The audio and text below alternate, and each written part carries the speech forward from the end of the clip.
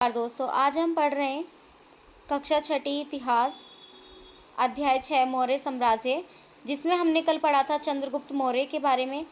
और चंद्रगुप्त मौर्य कैसे राज सिंहासन पर बैठे, चाणक्य ने कैसे उनमें प्रतिभा देखी और चाणक्य ने क्या शपथ ली, इन सब के बारे में कल हमने पढ़ा था। आज हम पढ़ेंगे अशोक प्रियदर्शी। बिंदुसार की मृत्यु के पश्चात उसका सहयोग पुत्र अशोक मौर्य साम्राज्य की गद्दी पर बैठा। अशोक कब से कब तक बैठे? तो मौर्य साम्राज्य की गद्दी पर ये 269 से लेकर 36 ईसा पूर्व तक जो मौर्य साम्राज्य की गद्दी पर बैठे। अशोक अपने पिता के शासनकाल में उज्जैन के राज्यपाल थे। ये पूछ लिया जाता है कि अशोक क्या थे? पहले जो शुरुआत में उज्जैन के राज्यपाल थे। बिंदुसार की बीमारी का समाचार सुनकर वह पाटलिपुत्र आया। बिंदुसार के 16 पत्नियों से 101 पुत्र थे। इस कारण उत्तराधिकार के लिए अशोक को अपने भाइयों से संघर्ष करना पड़ा। 4 वर्षों के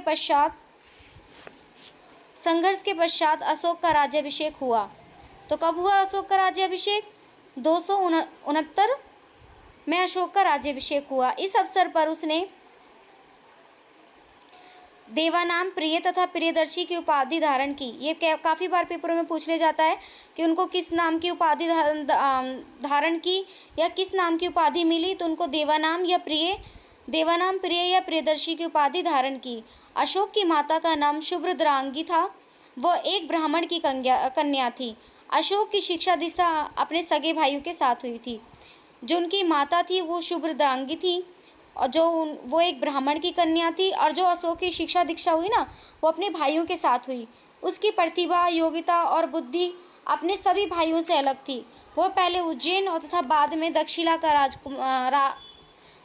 का कुमार राज्यपाल बने। पहले उज्जैन का, फिर बाद में दक्षिला का कुमार क्या बने?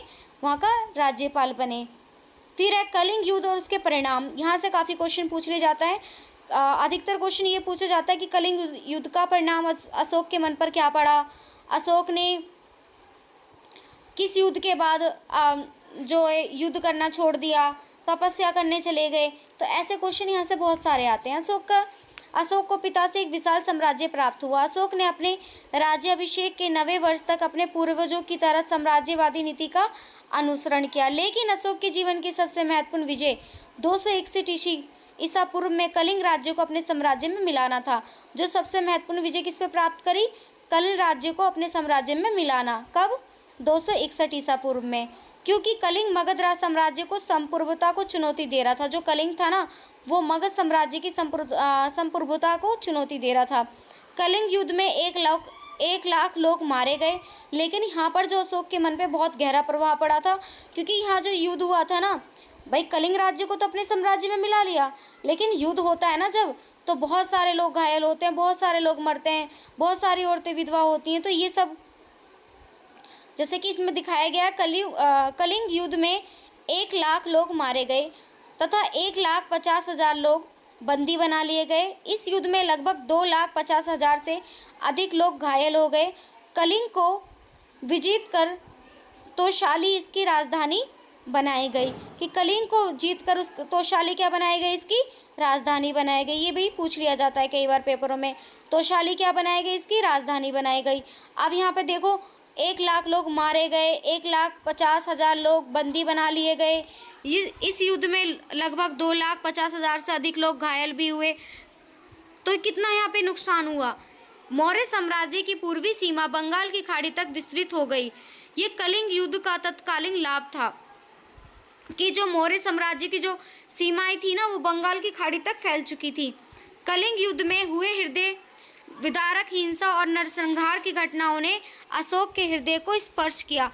जो कलिंग युद्ध में जो घटनाएं हुई थी ना, उन्होंने क्या करा? अशोक के हृदय को स्पर्श किया कि भाई, युद्ध से इतना सब कुछ हो रहा है, हमारी प्रजा इतनी दुखी हो रही है, इतने लोग, इतने बच्चे अनाथ हो गए, इतनी विधवा हो गई, इतना घर परिवार उजड़ गया, इसके दुर्गामी परिणाम हुए। उसने युद्ध नीति छोड़ दी। अब उन्होंने क्या करा? युद्ध नीति का त्याग कर दिया और बौद्ध बन गए। कलहड़ की राजतरंगी के अनुसार सबसे पहले अशोक ने कश्मीर पर विजय प्राप्त की और उसके बाद श्रीनगर शहर की स्थापना करी। कि सबसे पहले क्या करा अशोक ने? कश्मीर पर विजय प्राप्त करी, उसके बाद श्रीनगर शहर की स्थापना करी। अशोक की धर्म की शिक्षाएं काफ़ी बार पूछ लिया जाता है, 4-5 पॉइंट दे देंगे कि अशोक की धर्म की शिक्षाएं बताओ। तो अशोक की धर्म की शिक्षाएं सद्गुण व हिंसा का पालन करना, बड़ों का आदर करना व छोटों से प्रेम करना, दान देना व पवित्र जीवन जीना, धार्मिक सहनशीलता को अपनाते हुए धर्म यात्राएं करना, सच्चे रीति रिवाजों को मानना व कर्म के सिद्धांत में विश्वास करना। मतलब कि सदा सच बोलो, किसी का बुरा मत करो, बड़ों का आदर करो, छोटे से प्रेम से रहो, अच्छा जीवन जियो, दान दो, सच्चे रीति रिवाज मानो, किसी में वो आडंबर मत मानो, कर्म में विश्वास करो, जो कर्म करेंगे यानी कि ऐसी चीज़ों पे विश्वास मत करो कि भाई हमको भगवान आएंगे और ये चीज़ दे जाएंगे। नहीं, कर्म करने पे विश्वास करो, हमें अपना कर्म जो है वो करते रहना चाहिए। धार्मिक सहनशीलता को अपनाते हुए धर्म यात्राएं करना, ये क्या था, ये अशोक की शिक्षाएं थी। फिर है यहाँ पे धम्म प्रचार के उपाय, कि इन्होंने क्या करा, अपने धर्म को प्रचार करने के लिए उन्होंने क्या क्या किया। धर्म यात्रा को प्रारंभ किया, कि धर्म यात्राएं प्रारंभ की, धर्म उपदेश की व्यवस्था की, जितना हो सके लोगों को धर्म का उपदेश दिया जाए, धर्म महामंत्रों की नियुक्ति की, राजकीय पदाधिकारियों की नियुक्ति की, दिव्य रूपों को प्रदर्शन, जन उपकार के कार्य, इन्होंने जो जन थे, जो लोग थे वहाँ के, उनके लिए भलाई के कार्य करे। फिर यहाँ तक कि विदेशों में धर्म प्रचारक भेजना, जैसे श्रीलंका में अपनी पुत्री भेज दी सिंहमत्रा व पुत्र महेंद्र को भेजा, ताकि विदेशों में भी जाकर धर्म का प्रचार हो सके। धर्म महामंत्रों की नियुक्ति करना, और जो धर्म महामात्र होते हैं ना, उनकी नियुक्ति करना, ताकि वो अधिक से अधिक धर्म को फैला सकें। धर्म उपदेशों को पत्थर पर खुदवाना, कि जो धर्म के उपदेश होते थे उनको पत्थर पर खुदवाना, ताकि लोग उनको पढ़ सकें और आगे भी उनको याद रख सकें। साम्राज्य विस्तार, अशोक के अनेक अभिलेखों पर उसके राज्य देश उत्कीर्णित करवाए गए। इन अभिलेखों के प्राप्ति स्थलों के आधार पर उसके साम्राज्य की सीमा का पता चलता है। ये अभिलेख जो है इस प्रकार हैं कि अशोक ने क्या करा, जो वहाँ के अशोक थे, वहाँ के जो राजा थे, उन्होंने क्या करा कि अभिलेखों पे क्या करवा गए, अपने आदेश उत्कीर्ण करवाए गए, आदेश लिखवाए गए। जैसे कि यहाँ पे देखने को मिल रहा है 14 शिलालेख शाहबाजगढ़ी में, पेशावर में, तथा मानसेरा हाजरा पाकिस्तान, जो कालसी उत्तर प्रदेश, धौली जोगदा उड़ीसा में है, और इरागुड़ी आंध्र प्रदेश में है। मतलब कि जो बताए गए हैं, जो मानसेरा हाजरा पाकिस्तान में, यहाँ पे क्या किए गए, शिलालेख, इन लेखों पे अपने उपदेश जारी किए गए। फिर है 7 स्तंभ लेख, जैसे टोपरा हरियाणा, प्रयागराज लोरिया नंदगढ़ बिहार, सांची मध्य प्रदेश, सारनाथ रूमदई तथा निगल व सागर नेपाल की तराई में। स्तंभ लेखों में सारनाथ के स्तंभ का शीर्ष व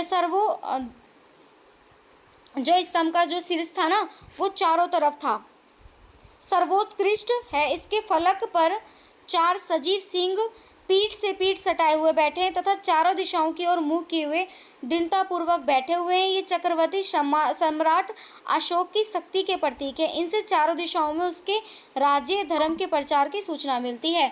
देखो, कई बार पेपरों में पूछ लिया जाता है कि जो चार हैं, वो जो 4 शेर बैठे हुए हैं, वो चारों दिशाओं में मुँह करके बैठे हुए हैं, और ये चक्रवर्ती सम्राट अशोक की शक्ति के प्रतीक है। भाई, किसके प्रतीक है ये पूछ लिया जाता है, तो ये चक्रवर्ती अशोक की जो वहाँ के जो सम्राट हैं उनकी शक्ति के प्रतीक हैं।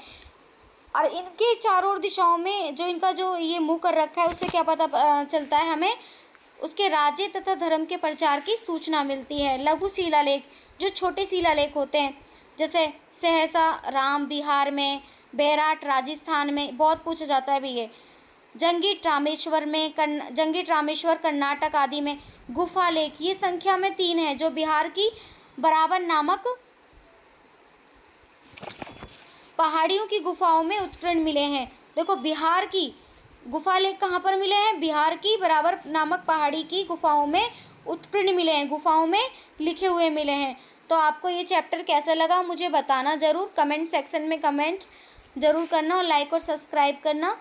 और आगे जो इसका मौर्य साम्राज्य का पतन कैसे हुआ, उसकी संस्कृति क्या थी, कल हम उसके बारे में पढ़ेंगे। और आपको ये चैप्टर कैसा लगा बताना ज़रूर। धन्यवाद, और लाइक और सब्सक्राइब ज़रूर करना। धन्यवाद।